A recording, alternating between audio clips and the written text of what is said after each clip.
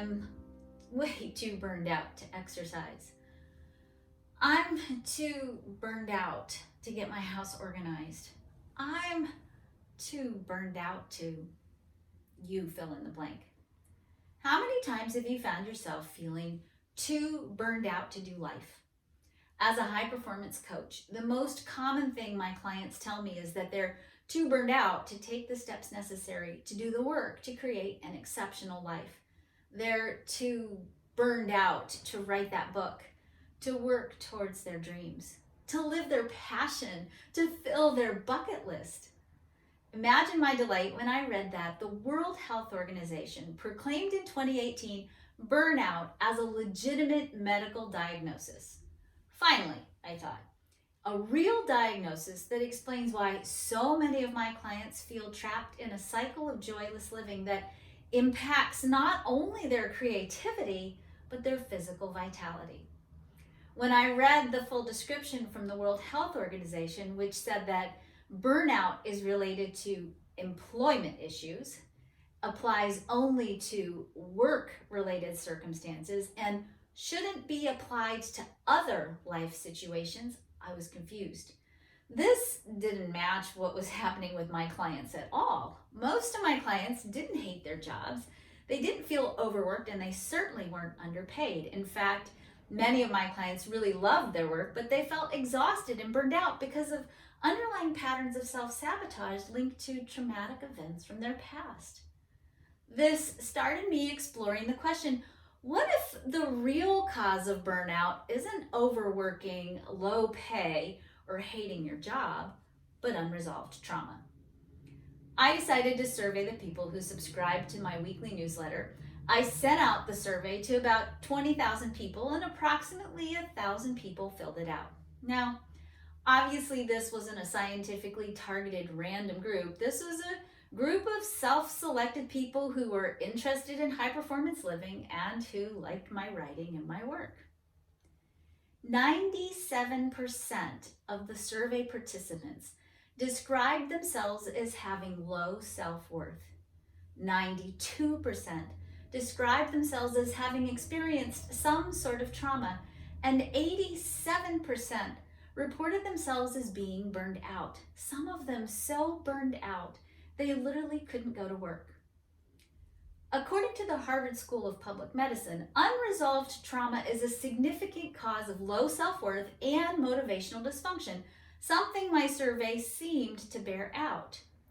According to the Diagnostic and Statistical Manual of Mental Disorders, the gold standard for mental health assessment, the psychological diagnosis of trauma requires actual or threatened death, serious injury, or sexual violence. Obviously, these kinds of events are extremely traumatic, but this diagnostic criteria also didn't fit what I was seeing in my coaching practice. Even though most of my clients felt somehow traumatized by life, very few of them had actually experienced these kinds of major traumatic events. The trauma I was seeing wasn't always so obvious. One of my clients, Amy, was a burned out journalist who was struggling with an exhausting autoimmune disorder. After working with a therapist, Amy uncovered a memory of her father discouraging her from pursuing a career in creative writing while she was in college because he was concerned that creative writing wouldn't pay well. So in response, Amy changed her major to journalism. Now, you might think that changing majors and landing a job that pays the bills isn't that big a deal.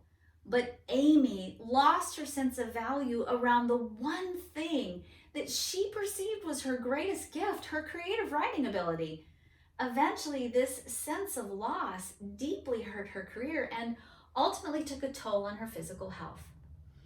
Amy was able to resolve her sense of being traumatized by her father's well-intending advice, and once she embraced the idea that it was okay for her to be a creative writer, she was able to return to work and started writing for fun again. She's currently working on her second novel. Because the traditional definition of trauma wasn't really addressing my client's pain, I created a new definition of trauma.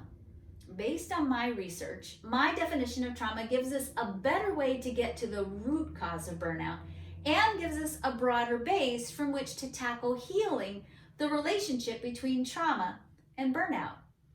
I define trauma as any event, perception, or experience that causes us to lose our connection to our sense of value and to our unique gifts that we have to bring to the world. When we're working with people and we're only looking for the evidence of big trauma, such as violence, and we don't take into account that most people have in some way perceived themselves as being judged, criticized, or told that they can't do what they want to do with their lives and what they dream of doing, it can have a similar effect on their self-worth as major trauma. If we use this more expanded definition of trauma, it also explains why so many people feel burned out, even though they haven't experienced textbook trauma.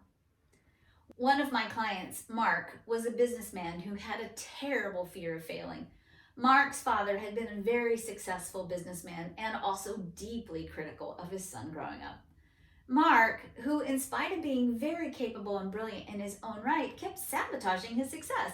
He consistently miscalculated the time it took him to complete projects, causing him to either submit proposals late or rush through projects with poor quality work that really didn't represent his brilliance.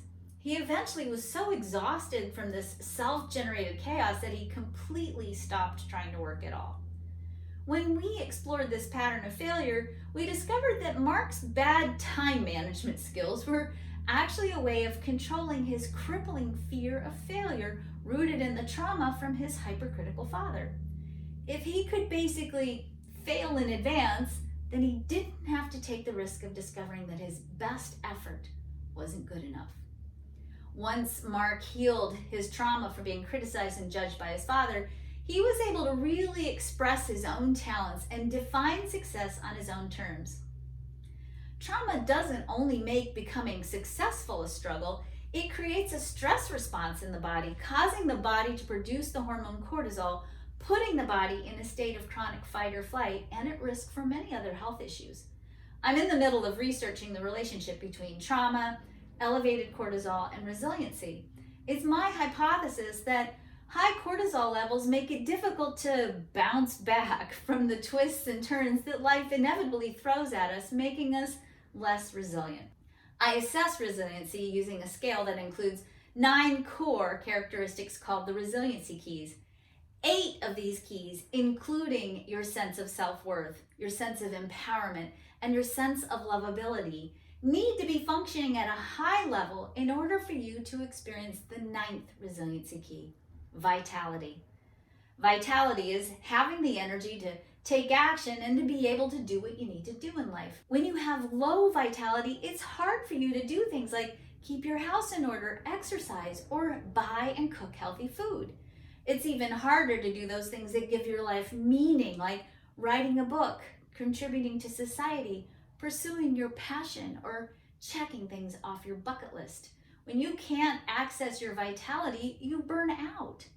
Understanding the components of resiliency and how trauma affects resiliency helps us understand why some people can work terrible jobs and never burn out, and others can have amazing dream jobs and still struggle with burnout. One of my clients, Alan, is a highly successful surgeon.